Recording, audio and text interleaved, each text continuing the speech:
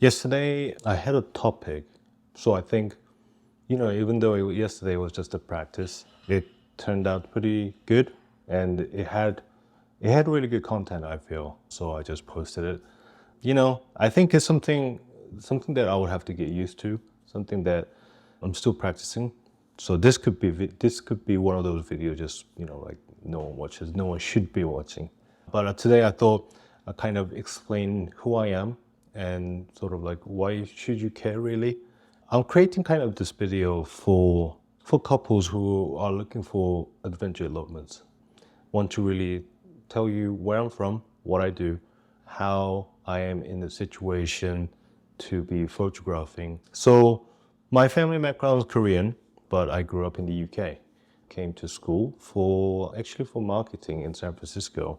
When I moved out to Vegas, just started photographing because there were a lot of Korean people going to Cancun on their honeymoon. But at that time, like right now, even though there are a lot of filler words, there's a lot of and things like that in when I do talk, but I was a lot more awkward when I first started.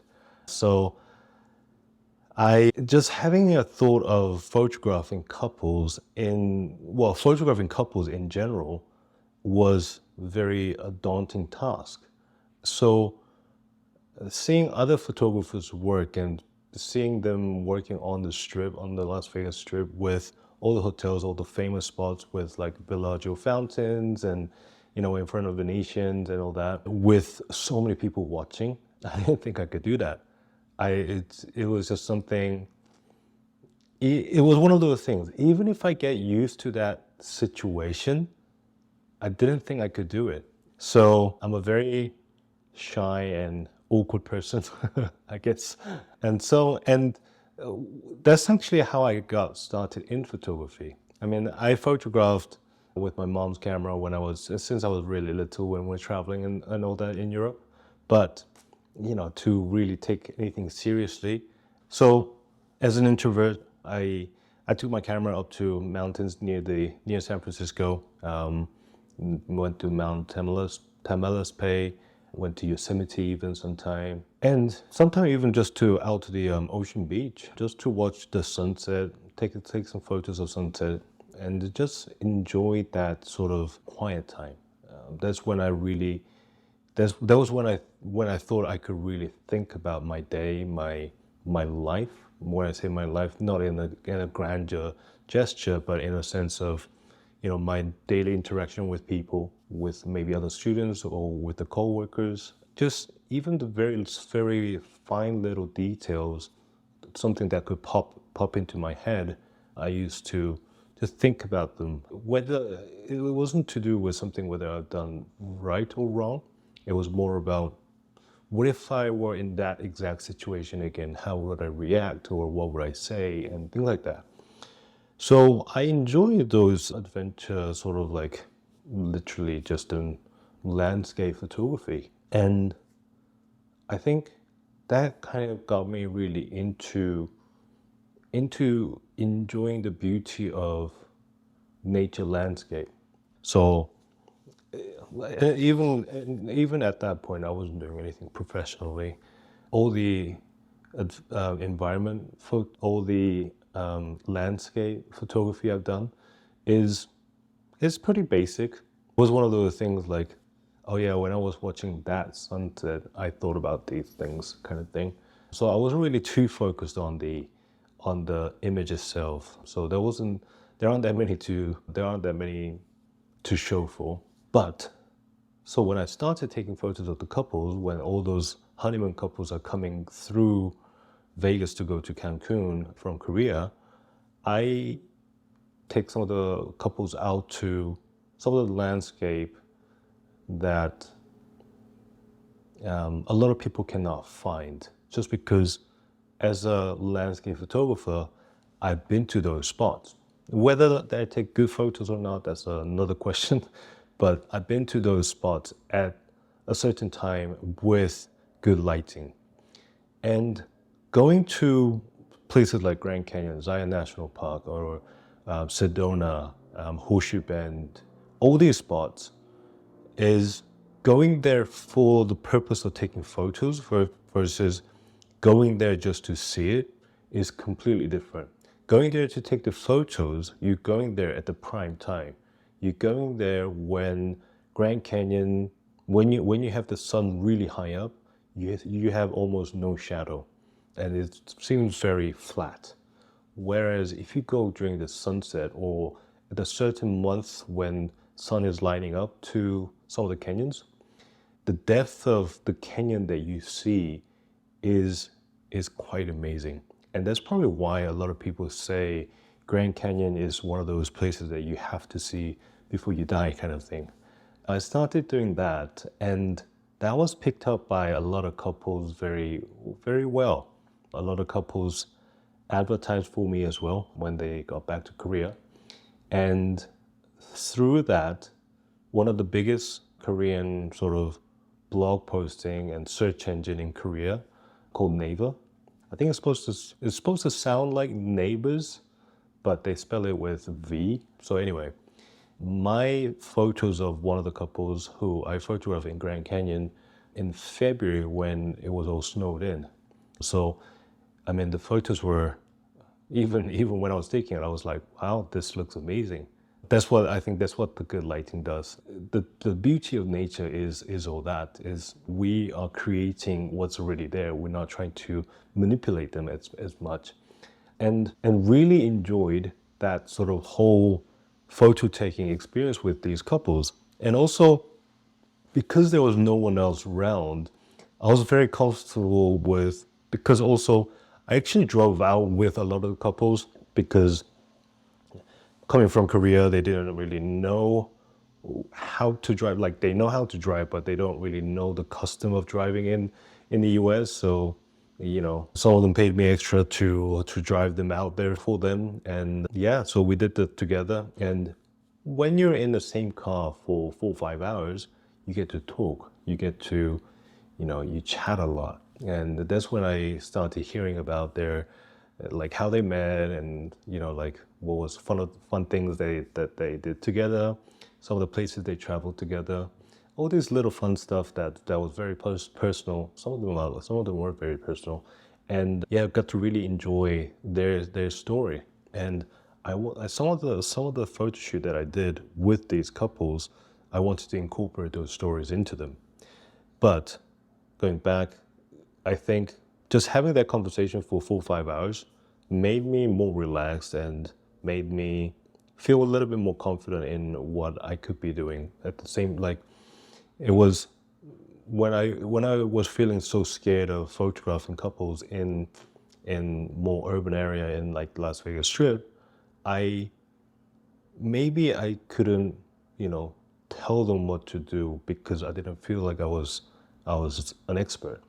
Whereas in the nature, I know the nature surrounding a little bit more. I know how to take photos of the landscape and how to make the couple stand out in that landscape format was a lot easier for me than photographing them with the buildings. So I think I got used to taking photos of a lot of the couples in that sense. So and when my one of the couple's photos in that snow was published as a main sort of, it's one of those things. What would be the good equivalent? Actually, I don't know. When you go on a website, you know, you see, in the very first homepage, they post something of like a featured blog post, right? So mine was on there for a day, and this was a huge thing. I mean, this is one of the dream for a lot of the blog posters in Korea. Well, I think if there was any situation like that of that much of a dominance in that blog posting field in the US or in English speaking countries, yeah, that would be a dream for a lot of people there as well. But anyway, so I didn't even know that I was on there, and like no one told me about it. But yeah, mine was on there, and when I woke up in the morning, I had over 600 messages, and a lot of them were congratulating me for what I'm doing. But at the same time, there were, I think, about 150 inquiries that they're willing to travel to Las Vegas to photograph with me in those scenario, in those setting. This came as a surprise, and I was very scared, because it was one of those things I didn't think that I could repeat myself doing such a thing. So, but I think one of the best practice that I do in my business is being honest. I told a lot of the couples, you could come to me right now, because I am pretty cheap for what I'm doing right now, just because I don't have that much experience. So whether I'll be able to get you the same quality is questionable. But if you come back probably a year later or 2 years later, maybe you're not getting married yet, then I'm sure my skill level will be a lot higher, so that maybe I could get you the similar result. Some people came, some people didn't. Right away. A lot of people came even a year after or 2 years after. So I'm very thankful for the trust and the faith that a lot of couples had in me. Through that, I got to photograph a lot of couples. I got to work with so many couples. And from what I learned and from what I told you earlier, I learned the importance of hearing their story and trying to put that story into. And so since then, I've been asking a lot of questions to all the couples. If you have already inquired with me, or if you have already worked with me, you probably know, that's the very first step we do. I ask questions about who you are, where you guys are from, what you guys like to do together, how did you two meet? Sometimes a little bit personal, because some people do feel that way. They're thinking, do we need to fill out all this information to take photos? Honestly, yeah. Even if you don't, it's probably not going to be a huge difference. But when it does make a difference, it's a very unique. It's only something that you can only have. No one else can have that, because it's no one else's story. So, yeah, that was back in 2017. So 2017, and then 2017 August, 2017 August until end of 2019, I managed to photograph over 300 couples. So that is less than 2.5 years. And that was fun. Definitely got to experience a lot of photo shoots, a lot of planning, a lot of different because I didn't want to deliver the same thing to people over and over again. I'm always looking for different places to shoot, even if it's the same Grand Canyon, we'll go to different points, like what would be good, what would be bad, all that kind of stuff. So that's what I did, and at this point, I didn't even know what adventure elopement was. I never even heard of it, and I didn't know people can get married in a nature landscape.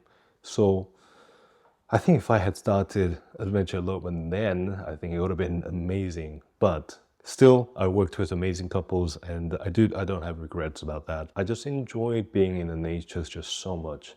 Oftentimes with couples, it might be just us three sometimes, and the images that I can create is a creation. Since I found out about adventure elopement through mainly Henry too, he's amazing adventure elopement photographer based out of Seattle, or Maddie May, she is also amazing photographer out of Colorado.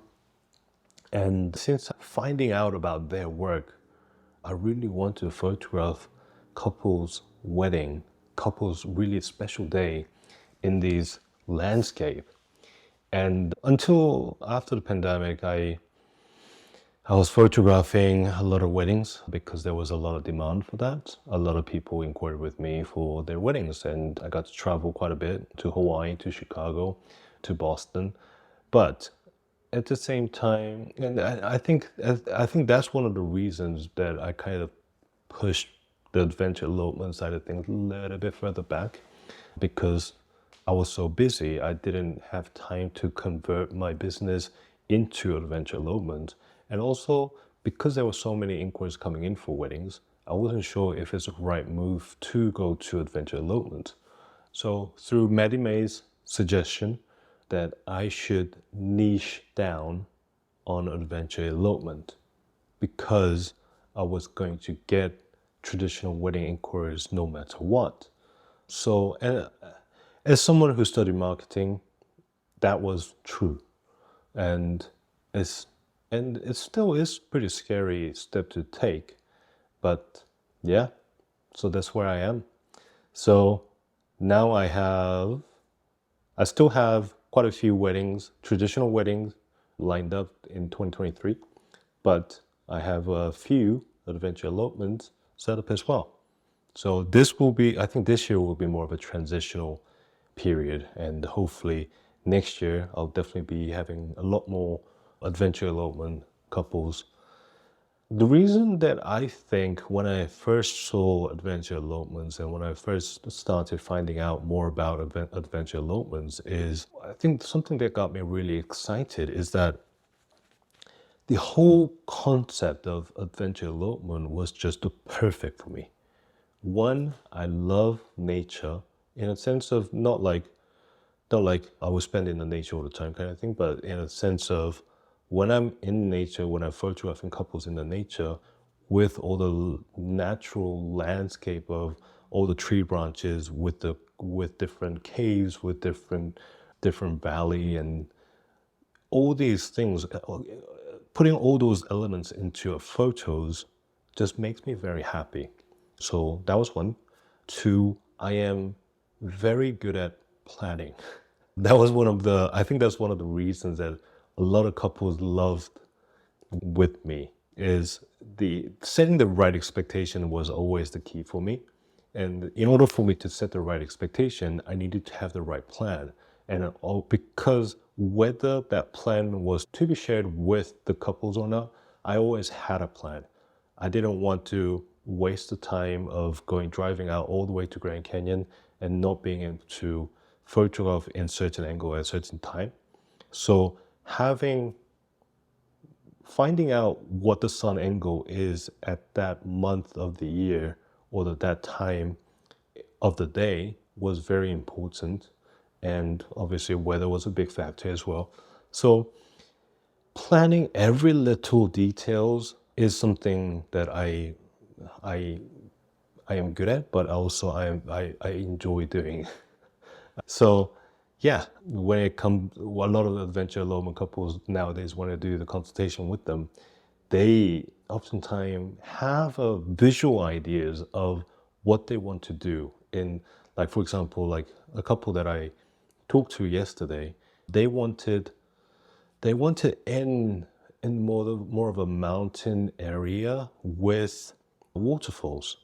And so a lot of couples like this, they come to me with these visual ideas, and they don't really have a specific decision on where or when they want to elope. So usually we decide on where first. So for example, with that couple yesterday, I suggested Oregon. They obviously have amazing waterfalls.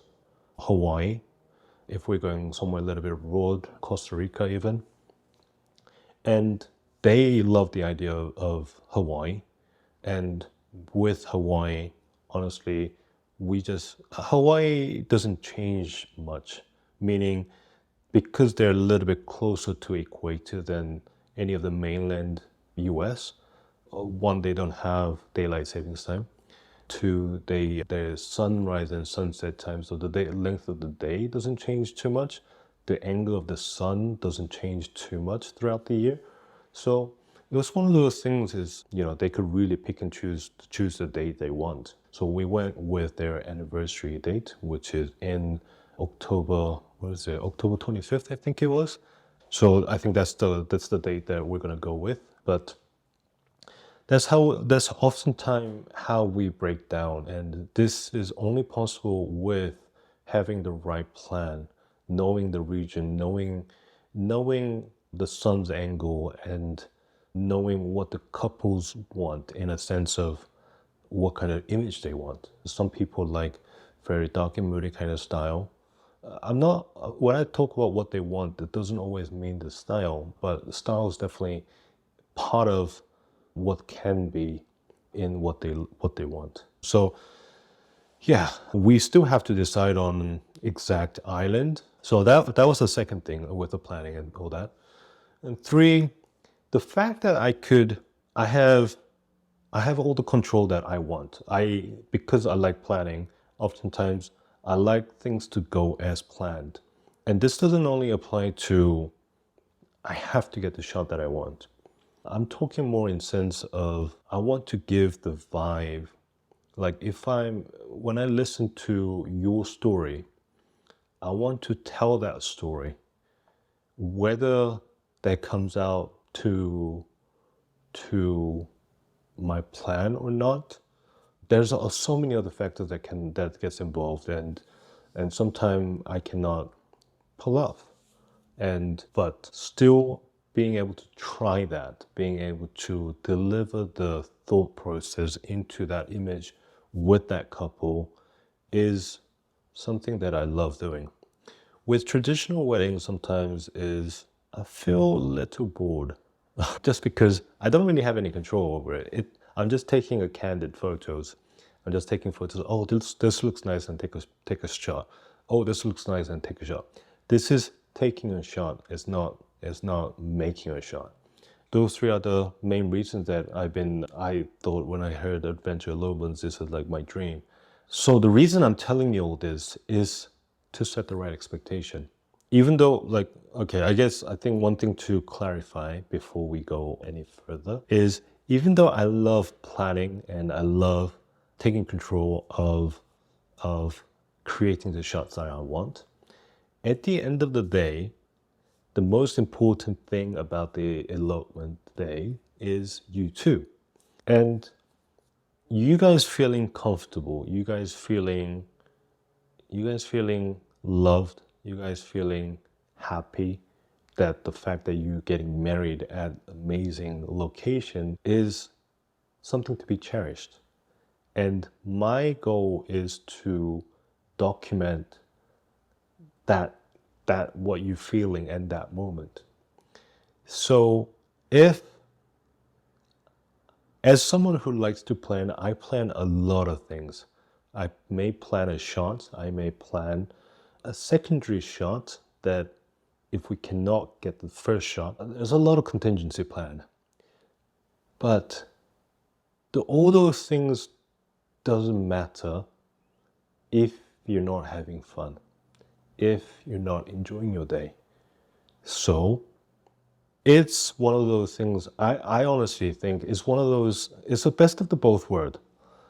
You get to really enjoy what you've been wanting to do, eloping in amazing backdrops, and having someone who can photograph and oh, I do highlight video as well, by the way, photo and highlight video with a proper plan, with detailed layout, so you don't have anything that you need to worry about.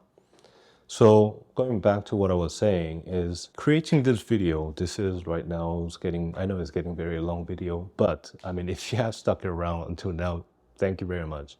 But yeah, it's having this video is really setting the right expectation. And when I say setting the right expectation means there shouldn't be any surprises. If something were to go wrong, we have backup plan, we have way to deal with things, and we know exactly what we're doing at all time. And this is not only just on the elopement day, but also on all the way throughout the planning and after the wedding, all the way through editing process. So oftentimes, yeah, oftentimes we get pretty close. We get to talk quite a lot. We get to share a lot of ideas. I use Notion to share all my ideas, all my thoughts, all my mood board, and then you can share all the information on there as well.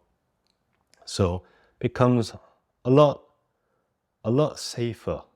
You feel more secure with all those information. So anyway, this was a long video. Hopefully I'll be able to share a lot more information about adventure elopements in the future, and hopefully that will apply to you as well. And, you know, if you have any questions, just reach out to me. You can leave them down in the comment below. Probably a lot of couples share the same thoughts and questions. Well, thank you very much, and I'll see you soon. Okay?